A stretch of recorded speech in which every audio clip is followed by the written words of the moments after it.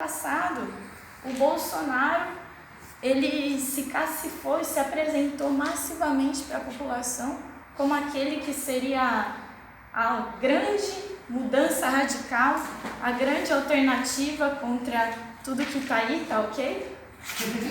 E ele realmente conseguiu vender esse peixe para a maior parte da população, se colocando como aquele que era o antissistema e se postulando como uma alternativa radical diante dos grandes partidos da ordem que dirigiram o país nos últimos 30 anos.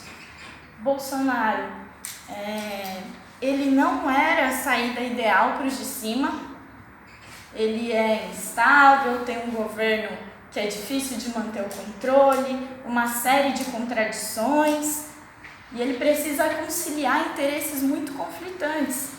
O pessoal do ultraliberalismo, representado pelo Paulo Guedes, pelos grandes bancos, pelos donos do poder econômico no país, os militares, que estão em peso no seu governo.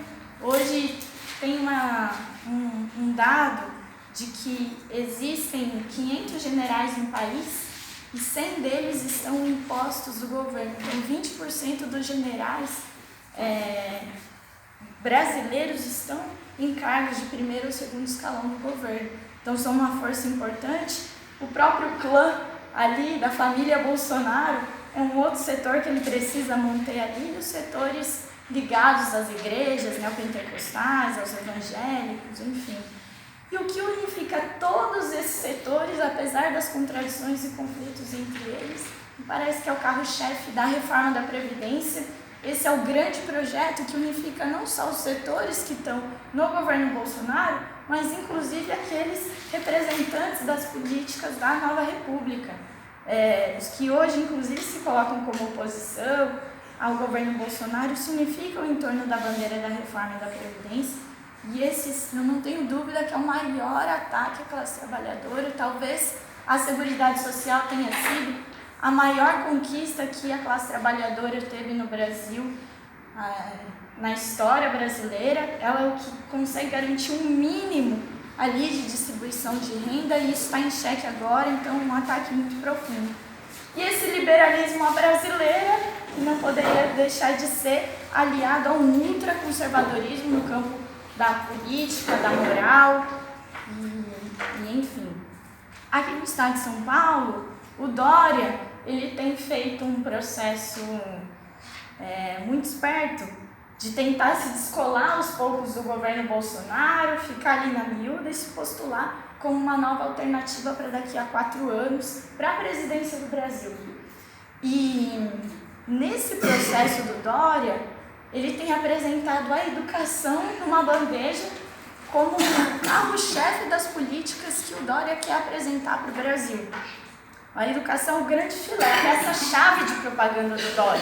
E ele vem fazendo mudanças aceleradas e ataques muito profundos.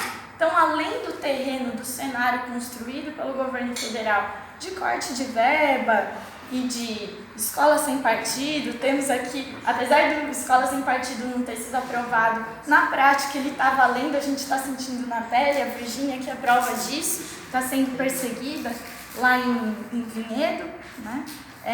E além do Futuris, então além dessas medidas do governo federal, aqui no estado tem avançado muito a ofensiva do empresariamento da educação. O MMR, ele é uma estratégia empresarial para tentar quantificar a educação, estabelecer metas e índices e provas que permitam fazer um ranqueamento da educação e jogar nas costas dos professores toda a responsabilidade pela qualidade da educação. O Inova, também já foi falado bastante, ele também é um processo desse de tentar adaptar a escola a uma nova função social, que é de estabelecer a escola como a grande baluarte do empreendedorismo para os nossos alunos, e inclusive de tentar impor para nós, professores e professores, um modelo de PEI, de escola integral, mas sem o salário da PEI e sem as condições de trabalho ali da PEI, sem o projeto mais organizado. Então tem um aumento da jornada, um aumento da sobrecarga de trabalho, mas sem garantir condições dignas mínimas para fazer isso, né?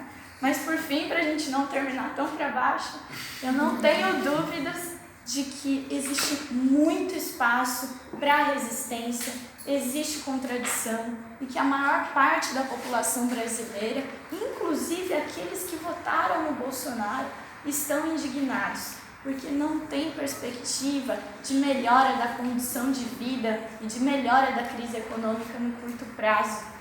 E a gente precisa apostar nessa indignação dos trabalhadores do nosso país. E aí, enquanto a crise não dá sinais de melhoras, a popularidade, inclusive, do Bolsonaro tem caído a cada dia.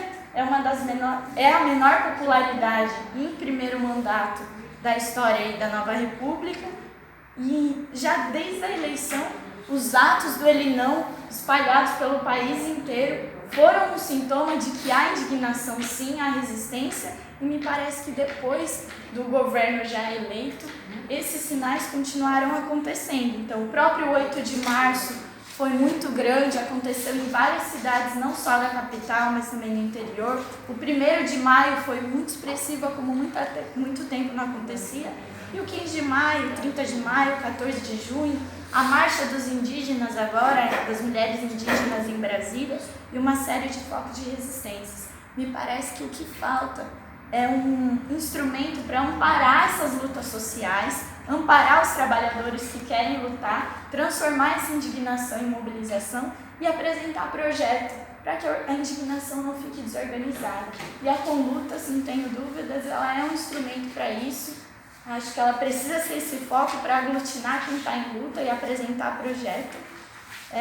Enquanto, só para finalizar mesmo, o papel da CUT, depois do 14 de junho, foi tão expressivo, foi de simplesmente não marcar nova data de mobilização, apostar no esfriamento da luta, no esfriamento das férias. A reforma foi aprovada nas férias e a gente retoma o semestre agora com mais dificuldade de reorganizar quem estava disposto a ir para a rua.